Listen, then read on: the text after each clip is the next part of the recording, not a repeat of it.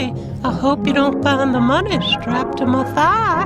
I'm looking for a car that's been tricked out to look like an ice cream truck. Damn it. I'm sorry, what? You know, with colorful pictures of ice cream treats. And it plays a tune that's fun for the young children.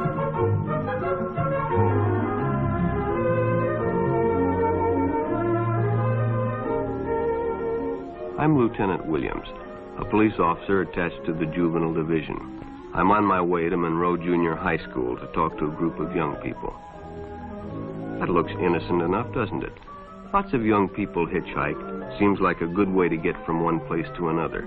But sometimes there are dangers involved that never meet the eye. You got there.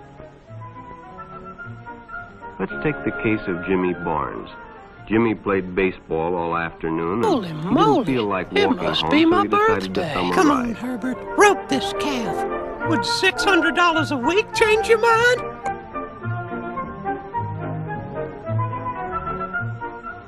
He'd done it 100 times before, and he didn't think anything was unusual when the driver struck up a friendly conversation. In fact, he seemed like a real nice guy. He asked Jimmy if he played baseball in the park often. Jimmy told him they practiced 3 times a week and played a rival group on Friday afternoon. The stranger was a good listener, too, and it only seemed minutes before they pulled up in front of Jimmy's house.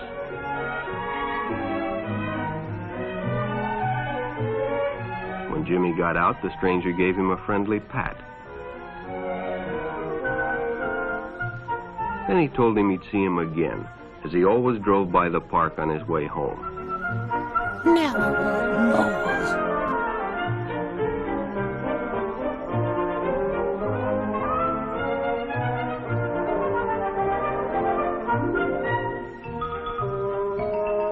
You like popsicles? Sure enough. Well, sure. Following And you day, need to come when on Jimmy down to the finished cellar. playing ball, I got a whole well, the man was freezer there full waiting. of popsicles.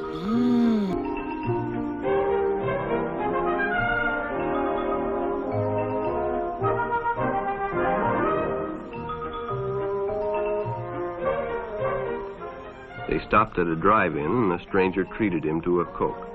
During their conversation, he told several off-color jokes, but Jimmy had heard others before, and, well, it made him feel big to so easily win the confidence Hello of an there, older Kyle. person. You look nice today. I see you wearing your big shorts with the baggy leg holes that flutter so carelessly in the breeze.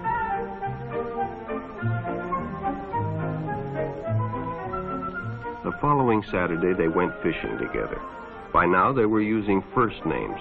Ralph said it was more friendly.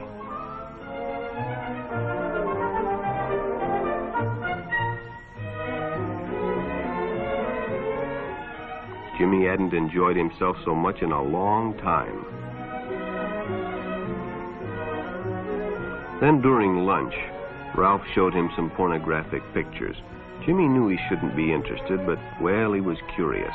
What Jimmy didn't know was that Ralph was sick, a sickness that was not visible like smallpox, but no less dangerous and contagious, a sickness of the mind.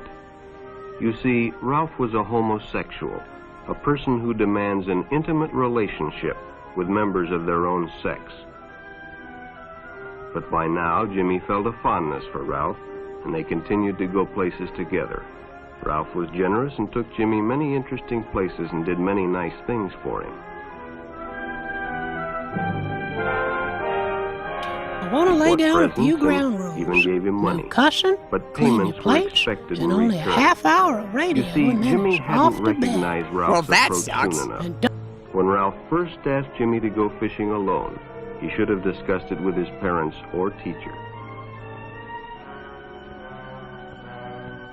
Finally, really Jimmy knew told how his to parents, waste a siesta. and they reported it to the This juvenile whole place authorities. is a giant Ralph was mindfuck. arrested, and Jimmy was released on probation in the custody of his parents. But all homosexuals are don't not make me passive. beg now. Some resort to violence, as in the case of Mike Merrick. How can this not be a trap? In the heat of competition, no one noticed the man who sat and watched. And when the game broke up Don't and the others left, Mike We can decided settle to this stay like and practice a reasonable little and longer. sexy teenagers. Whoever can swallow the most Tylenol PM wins. The the stranger joined him. He was friendly and, well, it was better than playing alone. But after a few shots, Mike realized he had already overstayed his time and suggested he better leave. The stranger told him if he'd like to stay longer, he'd be glad to drive him home when they finished. Sounded great to Mike. Chance to play longer and get a ride home, too.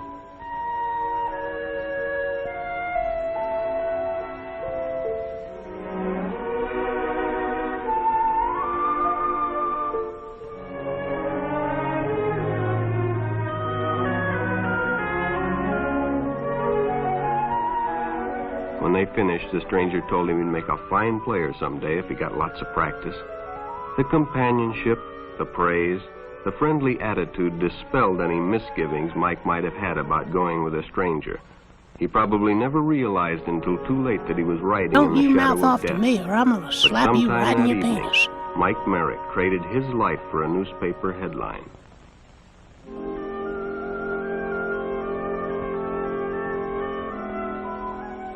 As Denny and Jerry got the papers ready for Jerry's afternoon delivery, they only casually noticed the two boys that raced by in the afternoon Where you going, traffic. kids? Hey, I just And want they to talk didn't to pay you. much Why don't you come attention over to to my the place car for a that glass of drew up wine and a couple shortly of fruit pies, and then we can go in the back until room and the play man crazy called them snakes. over. Well, gosh, gosh, bagosh, it's a brand new paperboy. Had two boys been by on bicycles? The boys nodded they had. Could they recognize them if they saw them again?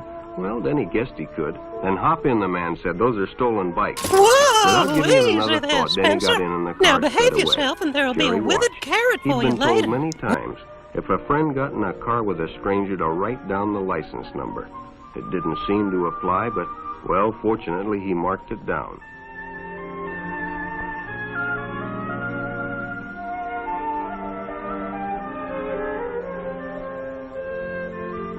When he delivered a paper to Denny's house, he asked his mother if they'd caught the boys that had stolen the bicycles. Denny hadn't returned, so he told her the story and gave her the paper with the license number.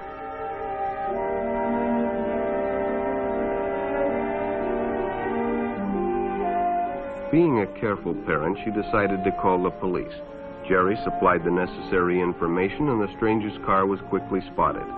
Got It was a away. good example of how important Left it my is hand to always smell. get the license number and description of any stranger who takes a young Saw a person rare off African alone, bird no called matter None what Your they tell you. Business. Replace my Cialis with methamphetamines.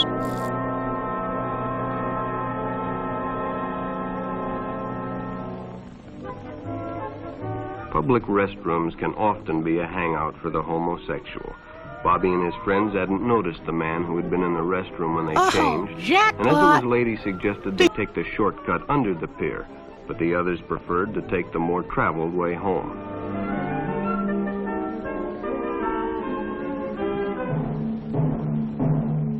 Hey there, little fella. We sure got a lovely day for da da da da da da da da da da da da da da da da.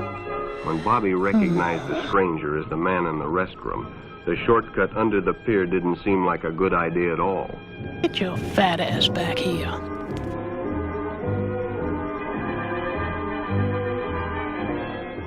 After all, it's more fun to stay with your friends anyway. Bobby had made a wise decision.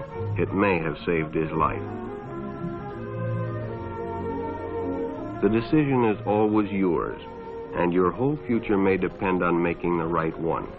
So no matter where you meet a stranger, be careful if they are too friendly, if they try to win your confidence too quickly, and if they become overly personal. One never knows when the homosexual is about. He may appear normal, and it may be too late when you discover he is mentally ill. So keep with your group, and don't go off alone with strangers unless you have the permission of your parent or teacher.